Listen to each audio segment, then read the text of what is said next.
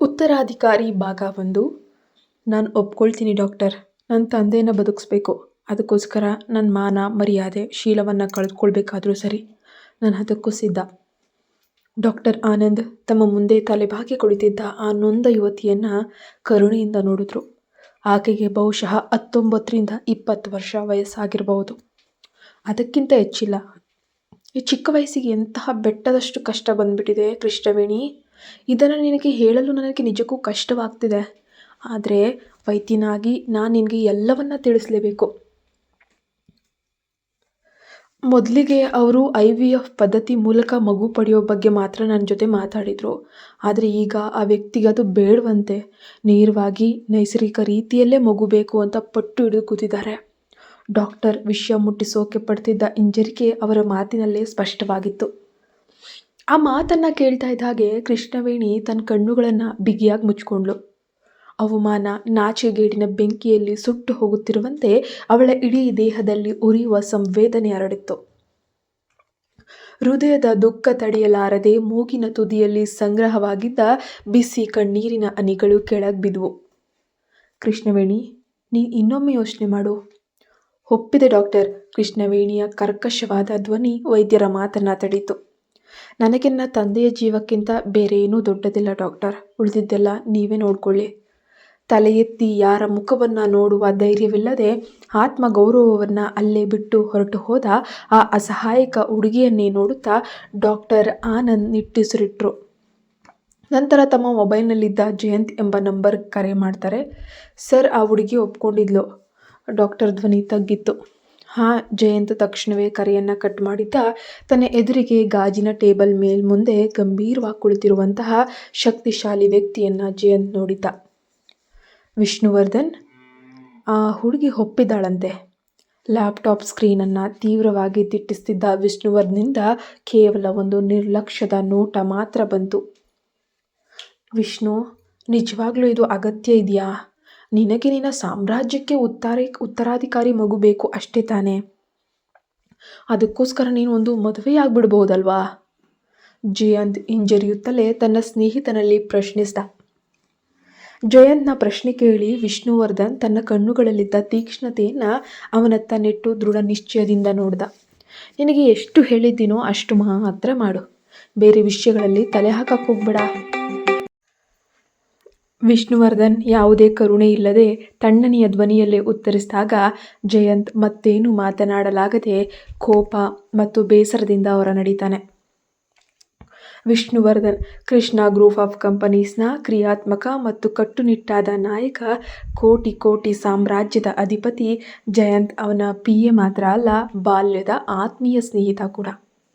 ಆದರೆ ಇಂದು ವಿಷ್ಣುವರ್ಧನ್ ತಳೆದ ಈ ನಿರ್ಧಾರ ಕೃಷ್ಣವೇಣಿಯ ಜೀವನವನ್ನು ಯಾವ ಹಂತಕ್ಕೆ ತಂದಿಡಲಿದೆ ಎಂಬುದು ಇಬ್ಬರಿಗೂ ತಿಳಿದಿರಲಿಲ್ಲ. ವಿಷ್ಣುವರ್ಧನ್ ತನ್ನ ಬೃಹತ್ ಉದ್ಯಮ ಸಾಮ್ರಾಜ್ಯಕ್ಕೆ ಒಬ್ಬ ಉತ್ತರಾಧಿಕಾರಿಯನ್ನು ಬಯಸಿದ್ದ. ಆದರೆ ಅವನಿಗೆ ಮದುವೆ ಅನ್ನುವಂತಹ ಒಂದು ಸಂಕೋಲೆಯಲ್ಲಿ ಬಂದಿಯಾಗೋಕ್ಕೆ ಎಳ್ಳಷ್ಟು ಇಷ್ಟ ಇರಲಿಲ್ಲ. ಕೊನೆಗೆ ಅವನ ಅಜ್ಜ ಒಬ್ಬ ಒಳ್ಳೆಯ ಹುಡುಗಿಯನ್ನು ಮದುವೆಯಾಗು ಅಂತ ಕಟ್ಟುನಿಟ್ಟಾದ ಷರತ್ತನ್ನು ವಿಧಿಸಿದರು. ಆ ವಿಶಾಲ ಜಗತ್ತಿನಲ್ಲಿ ವಿಷ್ಣುವರ್ಧನ್ ಯಾರಿಗಾದರೂ ಶಿರ ಬಾಗ್ತಾ ಇದ್ದ ಅಂದರೆ ತನ್ನ ಅಜ್ಜ ಜಗನ್ನಾಥ್ ಮಾತ್ರ. ಆರಂಭದಲ್ಲಿ ಅಜ್ಜನ ಮಾತಿಗಾಗಿ ಮದುವೆಗೆ ಒಪ್ಪಿಕೊಳ್ಳೋಣ ಅಂತ ಲೆಕ್ಕಾಚಾರ ಹಾಕಿದ್ದ. ಆದರೆ ನಂತರ ತನ್ನ ನಿರ್ಧಾರವನ್ನು ಬದಲಿಸಿದ. ಮದುವೆ ಇಲ್ಲದೆ ತನ್ನ ಸ್ವಂತ ರಕ್ತದ ಉತ್ತರಾಧಿಕಾರಿ ಮಾತ್ರ ತನಗೆ ಬೇಕು ಅಂತ ಪಟ್ಟು ಹಿಡ್ದ. ಅದು ಸಹ ಯಾವುದೇ ವೈದ್ಯಕೀಯ ಕೃತಕ ವಿಧಾನಗಳ ಮೂಲಕ ಅಲ್ಲ, ನೈಸರ್ಗಿಕವಾಗಿ ಒಂದು ಶಾರೀರಿಕ ಸಂಬಂಧದ ಮೂಲಕವೇ ಮಗು ಜನಿಸಬೇಕು ಎಂಬುದು ಅವನ ಅಚಲ ನಿರ್ಧಾರವಾಗಿತ್ತು. ಮದುವೆಯಾಗದೆ ಯಾವ ಹೆಣ್ಣು ತಾನೇ ಈ ಕಠಿಣ ಷರತ್ತಿಗೆ ಒಪ್ಕೊತಾಳಲ್ವಾ ಅನ್ನುವಂಥದ್ದು ಅವನ ಮನದಲ್ಲಿದ್ದ ದೊಡ್ಡ ಪ್ರಶ್ನೆ ಕೂಡ. ಆದರೆ ಕೃಷ್ಣವೇಣಿ ಅವನ ಆ ನಿರೀಕ್ಷೆಗಳನ್ನು, ಲೆಕ್ಕಾಚಾರಗಳನ್ನು ಚೂರು ಚೂರು ಮಾಡಿ ಈ ಒಪ್ಪಂದಕ್ಕೆ ಸಹಿ ಹಾಕಿದ್ಲು. ಅಲೆದಾಡುವ ಮನಸ್ಸನ್ನು ನಿಯಂತ್ರಿಸಲು ಯತ್ನಿಸುತ್ತಾ ವಿಷ್ಣುವರ್ಧನ್ ತನ್ನ ಅಣಿಯನ್ನು ಹೊತ್ತಿ ಹಿಡಿದುಕೊಂಡ. ಆ ವಿಶಾಲವಾದ ಮಲಗುವ ಕೋಣೆಯಲ್ಲಿ ಸ್ಮಶಾನ ಮೌನ ಆವರಿಸಿತ್ತು. ಕೃಷ್ಣವೇಣಿ ಅಲ್ಲಿದ್ದ ಬೃಹತ್ ಹಾಸಿಗೆಯ ಒಂದು ತುದಿಯಲ್ಲಿ ಭಯದಿಂದ ಮುದುರಿ ಕುಳಿತಿದ್ಲು. ಅವಳ ಕಣ್ಣುಗಳಿಗೆ ಕಪ್ಪು ರೇಷ್ಮೆ ಬಟ್ಟೆಯನ್ನು ಬಿಗಿಯಾಗಿ ಕಟ್ಟಲಾಗಿತ್ತು. ಕತ್ತಲೆ ಬರೀ ಅವಳ ಕಣ್ಣುಗಳ ಮುಂದೆ ಮಾತ್ರವಲ್ಲ, ಅವಳ ಸಮಗ್ರ ಜೀವನದ ಮುಂದೆಯೂ ಕಪ್ಪು ಮೋಡ ಮುಸುಕಿದಂತಾಗಿತ್ತು. ಆ ಕತ್ತಲೆಯ ಭಾವನೆ ಅವಳ ಉಸಿರನ್ನೇ ಗಂಟಲಿನಲ್ಲಿ ಹಿಂಡುತ್ತಿತ್ತು.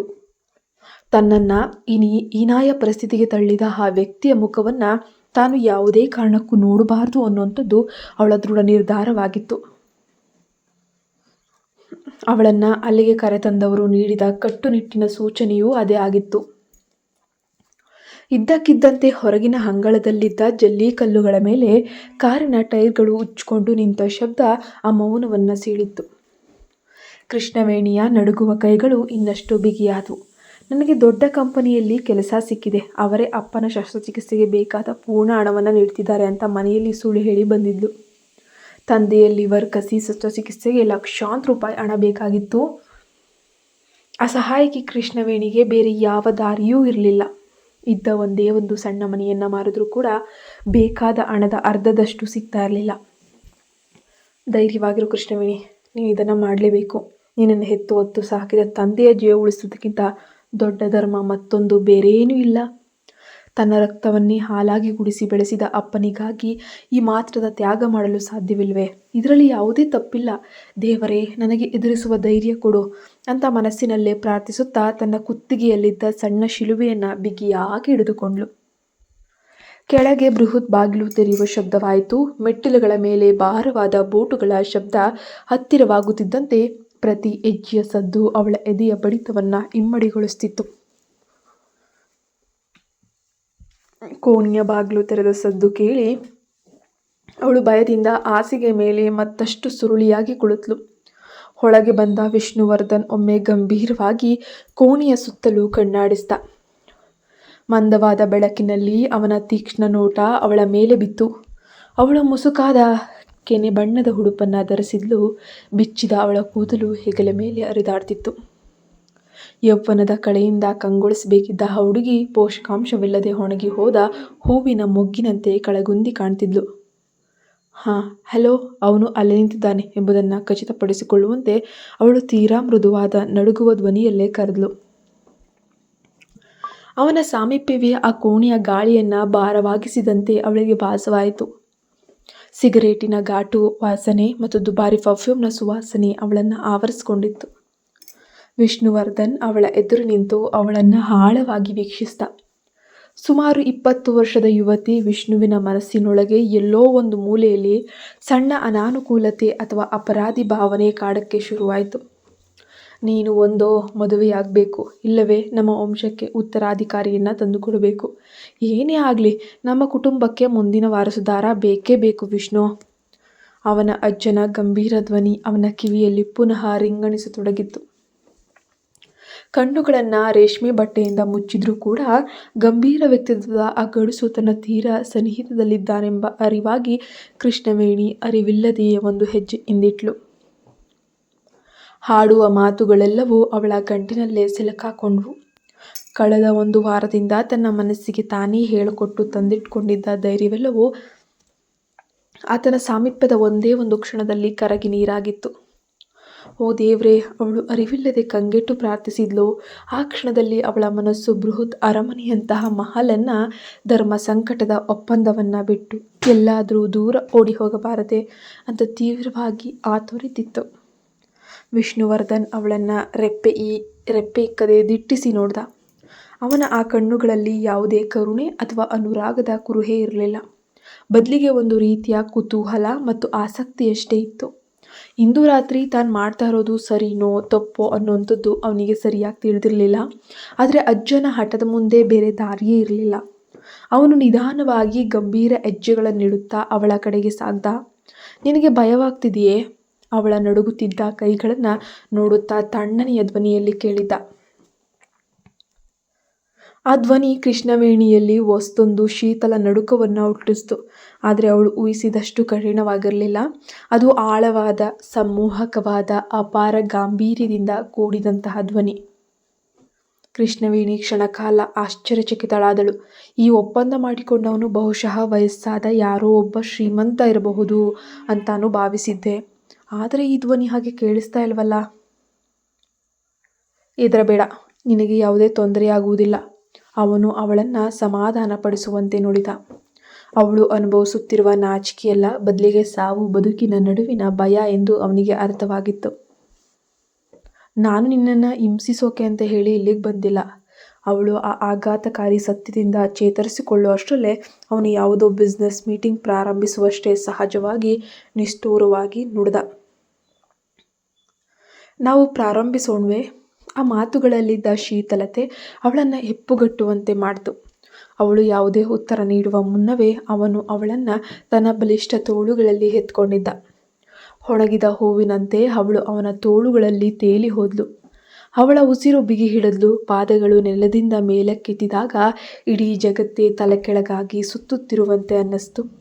ತನ್ನ ತಂದೆಯ ನಂತರ ಇನ್ನೊಬ್ಬ ಪುರುಷ ಸ್ಪರ್ಶಿಸಿ ತನ್ನನ್ನು ಹೀಗೆ ಎತ್ತುಕೊಂಡದ್ದು ಇದೇ ಮೊದಲು. ನೋವಾಗ್ತಿದ್ರೆ ತಕ್ಷಣ ನಿಲ್ಲಿಸೋಕೆ ಹೇಳೋ, ವಿಷ್ಣುವರ್ಧನ್ ಅವಳಿಗೆ ನೆನಪಿಸಿದ.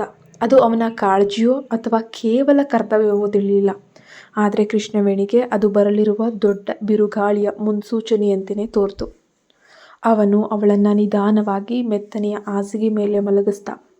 ಹಾಸಿಗೆಯ ಶೀತಲ ಸ್ಪರ್ಶ ಅವಳ ಬೆನ್ನಿಗೆ ತಾಕಿದಾಗ ಅವಳು ಭಯದಿಂದ ಇನ್ನಷ್ಟು ಹಿಂದೆ ಸರಿಯಲು ಯತ್ನಿಸಿದ್ಲು. ಹಿಂದೆ ಸರಿಬೇಡ. ಅವನ ಧ್ವನಿ ಈ ಬಾರಿ ತೀಕ್ಷ್ಣವಾಗಿತ್ತು.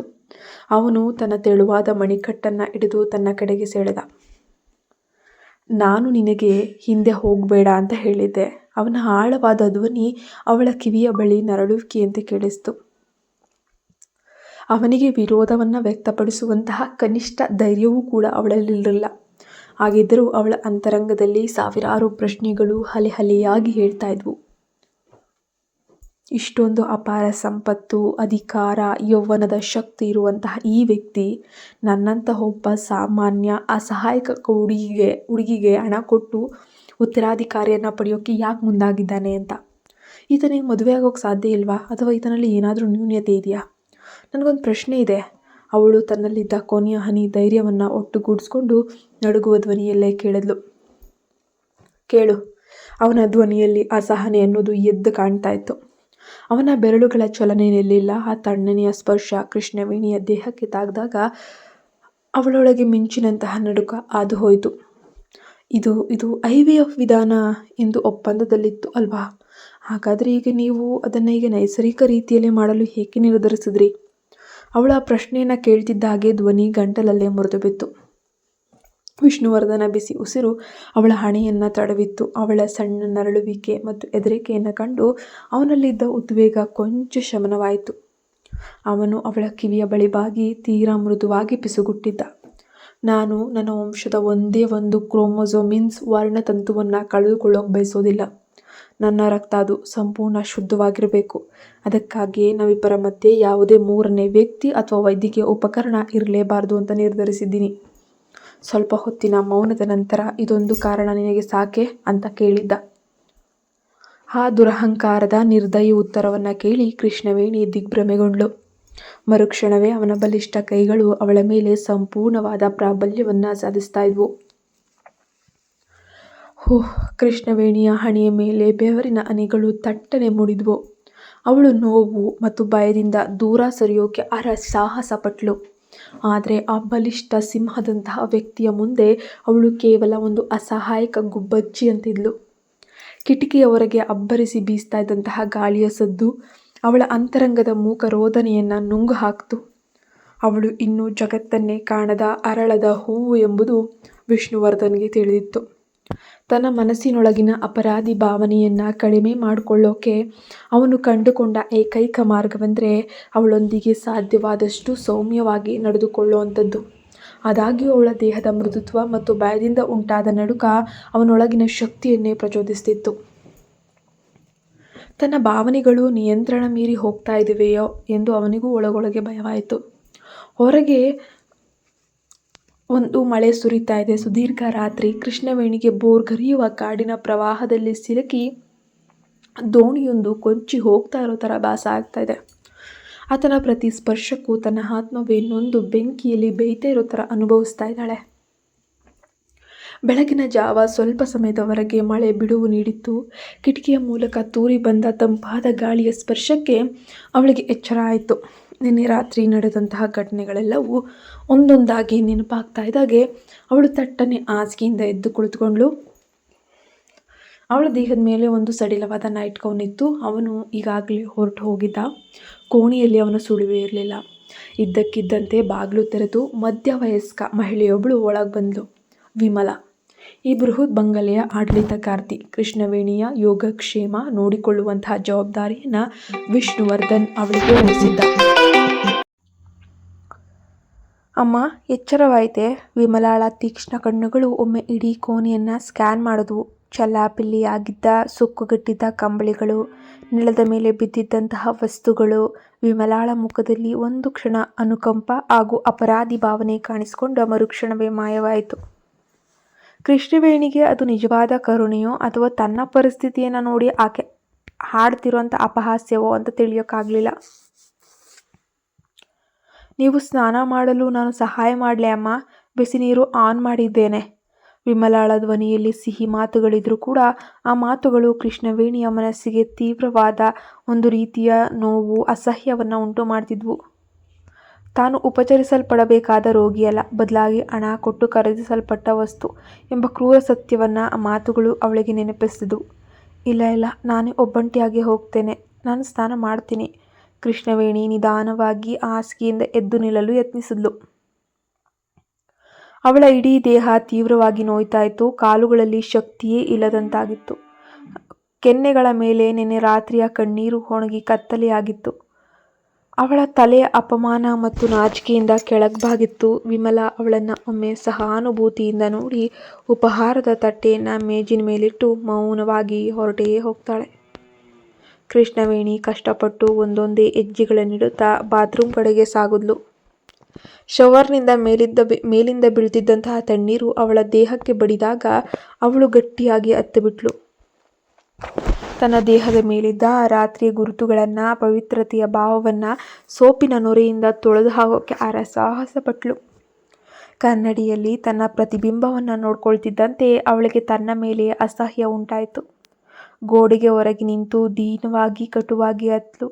ಅವಳು ಸ್ನಾನ ಮುಗಿಸಿ ಕೋಣೆಗೆ ಹಿಂತಿರುಗಿದಾಗ ಹಾಸಿಗೆ ಮೇಲಿದ್ದ ಬೆಡ್ಶೀಟ್ಗಳನ್ನು ಬದಲಾಯಿಸಲಾಗಿತ್ತು ಮತ್ತು ಇಡೀ ಕೋಣೆ ತುಂಬ ಸ್ವಚ್ಛವಾಗಿತ್ತು. ಕಿಟಕಿಗಳು ಮತ್ತು ತೆರೆದ ತಂಪಾದ ಗಾಳಿ ಕೂಡ ಒಳಬರ್ತಾ ಇತ್ತು. ನಿನ್ನೆ ರಾತ್ರಿ ಇಲ್ಲಿ ಯಾವುದೇ ಬಿರುಗಾಳಿ ಎದ್ದಿಲ್ವೇನೋ ಅನ್ನೋ ಥರ ಕೋಣೆಯಲ್ಲಿ ಪ್ರತಿಯೊಂದು ವಸ್ತು ಕೂಡ ಹೊಳಿತಿತ್ತು. ಅವಳು ಸ್ವಲ್ಪ ಬಿಸಿ ಕಾಫಿಯನ್ನು ಕುಡಿದು ಆಯಾಸ ತಾಳಲಾರದೆ ಮತ್ತೆ ಹಾಸಿಗೆಯ ಮೇಲೆ ವಾಲಿ ಬಿದ್ಲು. ತಿಳಿಯದಲೇ ಅವಳ ಕಣ್ಣುಗಳು ಮುಚ್ಚಿಕೊಂಡವು. ಆ ಗಾಢ ನಿದ್ರೆಯಲ್ಲೂ ಅವಳಿಗೆ ಹಳೆಯ ನೆನಪಿನ ಸಣ್ಣ ಕನಸೊಂದು ಬೀಳೋಕೆ ಶುರುವಾಯಿತು. ಪುಟ್ಟ ಕೃಷ್ಣವೇಣಿ ಮತ್ತು ಅವಳ ಗೆಳತಿಯರು ಶಾಲೆಯ ಗೋಡೆಯನ್ನು ಹತ್ತಿ ಕುತೂಹಲದಿಂದ ಹೊರಗೆ ನೋಡ್ತಾ ಇದ್ದಾರೆ. ಪಕ್ಕದ ಶಾಲಾ ಮೈದಾನದಲ್ಲಿ ಜೋರಾಗಿ ಫುಟ್ಬಾಲ್ ಪಂದ್ಯ ನಡೀತಾ ಇತ್ತು. ಕೆಸರಿನಲ್ಲಿ ಓಡಾಡ್ತಾ ಆಟವಾಡ್ತಿದ್ದ ಹುಡುಗರ ಮಧ್ಯೆ ಒಬ್ಬ ನಾಯಕನಂತಹ ಹುಡುಗ ಮಾತ್ರ ಅವಳ ಕಣ್ಣುಗಳಿಗೆ ಎದ್ದು ಕಾಣಿಸ್ತಾ ಇದ್ದ. ವಿಷ್ಣು. ಜೊತೆಗಿದ್ದ ಹುಡುಗರು ಆತನನ್ನು ಹುರಿದುಂಬಿಸುತ್ತಾ ಗಟ್ಟಿಯಾಗಿ ಚೀರಿ ಕರೀತಾ ಇದ್ರು. ಆಟದ ಮಧ್ಯೆ ಅವನು ಹಿಂತಿರುಗಿ ನೋಡಿ ಮುಗುಳ್ನಕ್ಕಿದ್ದೇನೆ, ಅಥವಾ ಅದು ಅವಳ ಭಾವನೆಯೋ ಭ್ರಮೆಯೋ. ಆ ನಗುವನ್ನು ನೆನಪಿಸಿಕೊಂಡಾಗ ನಿದ್ರೆಯಲ್ಲೂ ಕೃಷ್ಣವೇಣಿಯ ಹೃದಯದಲ್ಲಿ ಸಣ್ಣ ನೋವಿನ ಮುಳ್ಳು ಚುಚ್ಚಿದಂತಾಯಿತು. ಆದರೆ ಆ ನೆನಪಿನ ಸಿಹಿಗೆ ನಿದ್ರೆಯಲ್ಲಿದ್ದ ಅವಳ ಮುಖದಲ್ಲಿ ಸಣ್ಣದೊಂದು ಮುಗುಳ್ನಗೆ ಹರಡಿತ್ತು. ಅವಳು ಎಚ್ಚರವಾದಾಗ ಈಗಾಗಲೇ ಮಧ್ಯಾಹ್ನವಾಗಿತ್ತು. ಕಿಟಕಿಯ ಆಚೆ ಹಿಮ ಕರಗಿ ಬಿಸಿಲ ಒಂದು ಟೆಂಪರೇಚರ್ ಅನ್ನೋಂಥದ್ದು ಚೆಲ್ತಿತ್ತು. ಕೃಷ್ಣವೇಣಿ ಮುಖ ತೊಳೆದು ಕನ್ನಡಿಯಲ್ಲಿ ನೋಡಿ ಸ್ತಬ್ಧಳಾದ್ಲು. ಅವಳ ಮುಖ ಸಂಪೂರ್ಣ ಮಸುಕಾಗಿತ್ತು. ಕಂಗಳು ಕಳೆಗುಂದಿದ್ವು. ಅವಳ ಬಿಳಿ ಕುತ್ತಿಗೆಯ ಮೇಲೆ ನೆನ್ನೆ ರಾತ್ರಿಯ ತೀವ್ರತೆಯ ಕೆಂಪು ಕಲೆಗಳು ಎದ್ದು ಕಾಣಿಸ್ತಾ ಇದ್ವು. ಸ್ವಲ್ಪ ಸಮಯದ ಹಿಂದೆ ಬಿದ್ದ ಆ ಬಾಲ್ಯದ ಕನಸು ಅವಳ ಮನಸ್ಸನ್ನು ತೀವ್ರವಾಗಿ ಕಾಡೋಕೆ ಶುರು ಮಾಡಿತು. ಆ ಶಾಲಾ ದಿನಗಳು. ಆಗ ಅವಳು ಏನೂ ತಿಳಿಯದ ಬಡ ಹುಡುಗಿಯಾಗಿದ್ಲು. ಬಡತನದ ಕಾರಣಕ್ಕೆ ಎಲ್ಲರಿಂದಲೂ ಕೂಡ ಅಪಹಾಸ್ಯಕ್ಕೆ ಒಳಗಾಗ್ತಿದ್ಲು. ಪ್ರೀತಿಯ ನಿಜವಾದ ಅರ್ಥವೇ ತಿಳಿಯದಂತಹ ಆ ವಯಸ್ಸಿನಲ್ಲಿ ಯಾರಾದರೂ ಬಂದು ತನ್ನನ್ನು ಈ ಕಷ್ಟಗಳಿಂದ ರಕ್ಷಿಸಬಾರ್ದೇ ಅಂತ ಅವಳು ಎಷ್ಟೋ ಬಾರಿ ಹಂಬಲಿಸಿದ್ಲು, ಕೇಳ್ಕೊಂಡಿದ್ಲು.